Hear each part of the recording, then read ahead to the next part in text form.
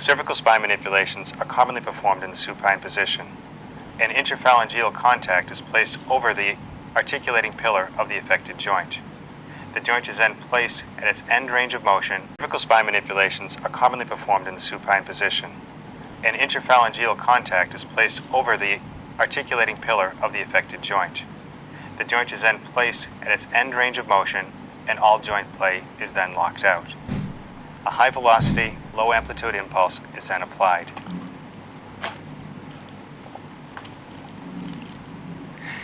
Cervical spine manipulation techniques may be selected that require a minimum of neck rotation and extension. For example, the patient may be placed prone on the examination table with the headpiece slightly flexed. A contact is then made over the facet articulation and counter pressure is applied to the opposite side. The manipulative force then is administered through the facet joint without rotating the patient's neck.